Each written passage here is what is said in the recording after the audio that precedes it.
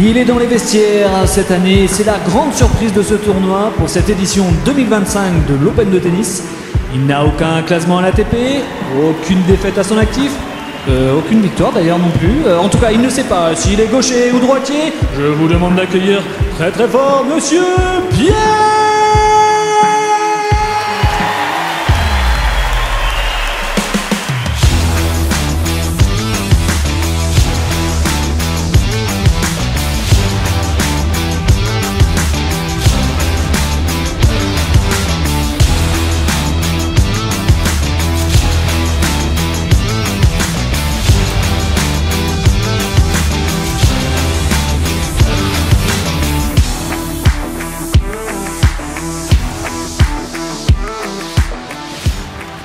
J'aimerais vraiment gagner le trophée cette année. En plus, cette année, il a été réalisé par les aides de l'Esnova. Ah, et c'est Arnaud Clément. Ah, coucou Arnaud. Les joueurs sont prêts. Bon, allez, je me concentre.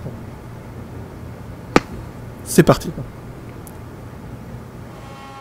Les aides de l'Esneva, un partenaire avec l'Open de tennis, on va participer en construisant, en confectionnant, en fabriquant le trophée pour l'Open.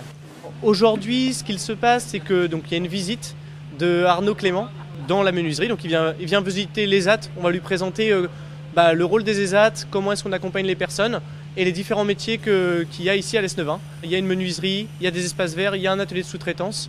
Donc on va lui expliquer notre rôle. On ne se rend pas compte de la qualité du travail qui peut être fait, des formations qui peuvent être mises en place ici, de toute cette initiation, de tout cet apprentissage et puis pour obtenir des compétences qui sont très impressionnantes. Donc ravi en tout cas d'avoir pu également voir un petit peu quelques images du prochain trophée de l'Open. Donc voilà, c'était surtout et aussi pour moi une visite qui était hyper instructive. Les joueurs sont prêts.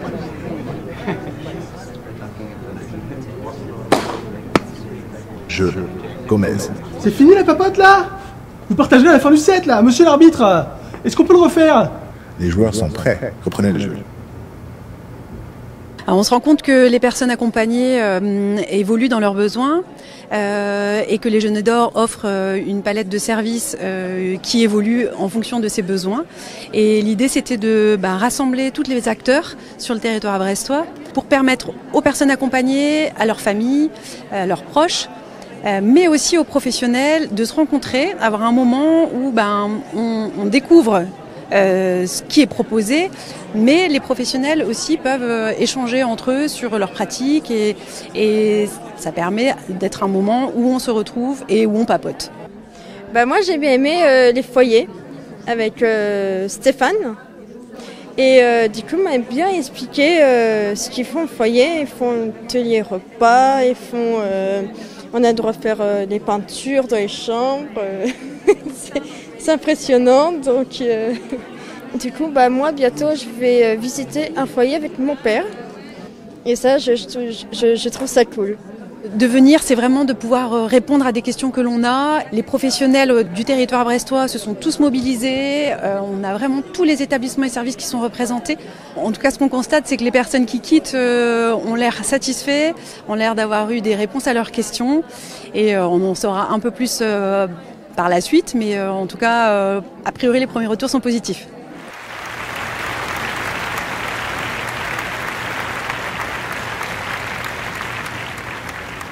Bon, ça va pas là. Ça va pas, je suis trop stressé là. J'aurais dû faire cette formation sur la gestion de crise. Si je l'avais faite, mon jeu serait bien meilleur. Pourquoi cette formation de gestion de crise ? Alors, ça nous paraissait important au sein de l'asso parce qu'on accompagne beaucoup de personnes avec des déficiences intellectuelles qui peuvent être sévères à profondes. Et donc statistiquement, ça veut dire qu'on a aussi beaucoup de personnes qui ont des troubles du comportement. Donc il fallait qu'on puisse proposer des formations pour que les professionnels se sentent en sécurité, qu'ils aient des outils en fait pour gérer la crise et qu'ils puissent aussi mettre les autres en sécurité, donc la personne qui a des troubles et aussi tous les autres résidents autour.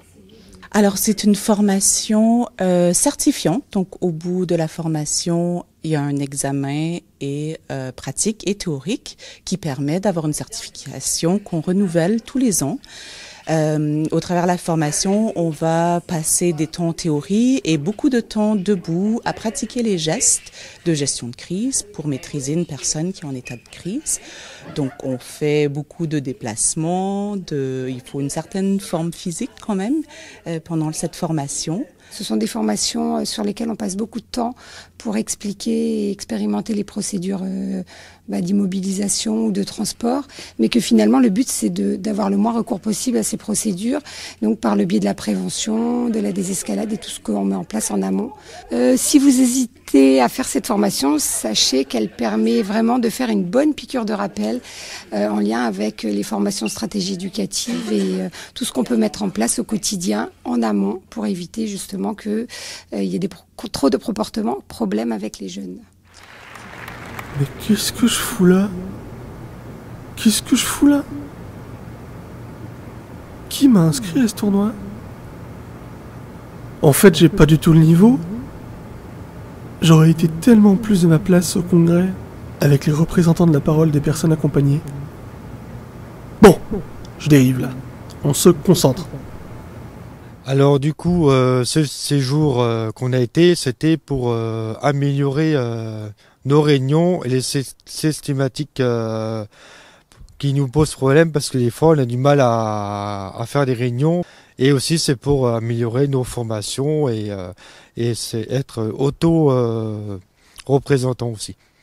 Ces séjours, ça nous a apporté de faire plus en plus de rencontres avec des intervenants suisses et luxembourgeois pour se rencontrer, pour apprendre ce qu'eux ils faisaient là-bas aussi chez eux et comment ils organisaient les réunions, comment ça se présentait.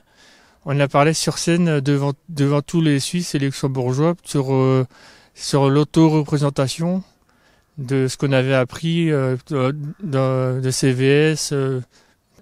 Et personnellement, ça m'a apporté la confiance en soi, comment gérer un peu son stress pour parler devant tout le monde quand on est un peu timide. Mais je peux engager à d'autres collègues s'ils veulent faire de participer comme moi j'ai fait à la formation européenne et c'est intéressant. Je voudrais remercier tous mes fans qui se sont déplacés, très nombreux, pour ma première sportive. Et j'ai toujours le... Ok. Je suis désolé de vous avoir déçu, parce que non, vraiment. Et c'est pour ça que je tiens à assumer l'entière responsabilité de cet échec. Et j'en tire les conséquences, soyez-en assurés. Je me retire définitivement du tennis.